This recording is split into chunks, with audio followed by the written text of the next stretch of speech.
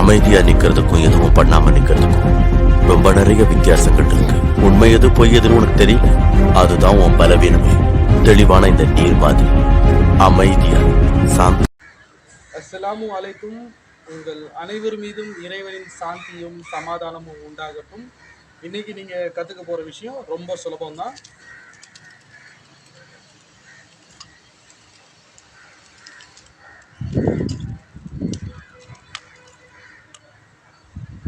தெளிவாக உங்களுக்கு புரிஞ்சிருக்கும் நம்புகிறேன். எதிராளியை கவனம் திருப்புவதற்காகவும் அவங்கள தாக்குவதற்காக ஒரு சின்ன பயிற்சி முறை, அதுக்கான வழிமுறை இது, அவ்வளோதான்.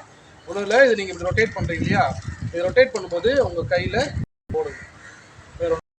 ஏற்கனவே உங்களுக்கு நான் இப்படி தாக்குறதுக்கான பயிற்சி ஏற்கனவே வீடியோஸில் கொடுத்துருக்கேன். அந்த முறையெல்லாம் இது ஒரு சின்ன விதம்.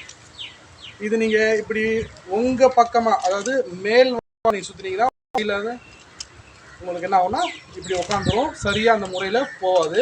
கீழ் வாட்டமாக சுற்றுங்க. அதாவது கிட்ட இன் அவுட், உள்ளேருந்து இல்லை உள் பக்கம் பார்த்தீங்கன்னா சுலபமாக சுரண்டு வரும். வரும்போது இந்த வரதை இந்த கட்டை வரல, இந்த கட்டை வரலை நீங்கள் திறந்தால் போதும், சுலபமாக இப்படி பிடிச்சிடலாம். இங்கே இருக்கிறது இல்லையா, இப்படி இருக்குன்னா இந்த கட்டை வரத்தை சுலபமாக பிடிச்சிடலாம். இது என்ன பண்ண போறீங்கன்னா, இங்கே எந்த கை ஃப்ரீயாக இருக்கோ அந்த வாட்டம் தலையிலேருந்து எடுத்து இப்படி வெட்ட போறீங்க. 1 2 3 4 5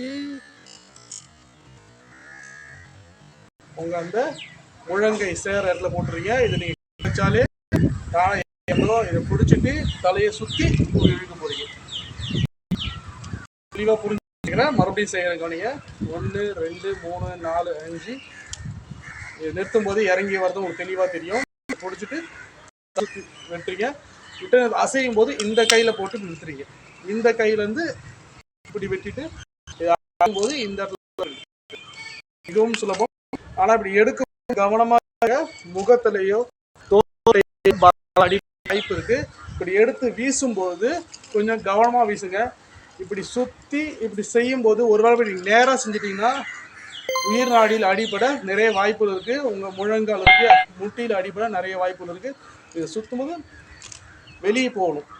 உங்களுக்கு வெளியே இப்போ எந்த அளவுக்கு வெளியே போகும் உங்களுக்கு தெரியும் நினைக்கிறேன். தெரியுதுங்களா? கை எந்த அளவுக்கு போக போற, பின்னாடி பின்பக்கம் நான் செஞ்சு காட்டுறேன். முதுகுல வந்து அடிபடாது.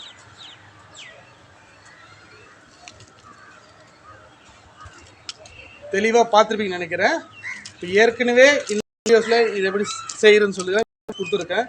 அதே முறை இப்போ உள் பக்கமாக இப்படி போட்டுக்க போறீங்க. போட்டுட்டு இதை பிடிச்சி திருப்பி இந்த பக்கம் இழுக்க போறீங்க. மறுபடியும் கை வரும்போது இதை செய்ய போறீங்க. அவ்வளோதான். சுலபமாக இருக்கும். கவனமாக பயிற்சி, பாதுகாப்பான பயிற்சி மிக மிக அவசியம். நல்லதே கற்றுக்குங்க, நல்லதே செய்யுங்க. நன்றி.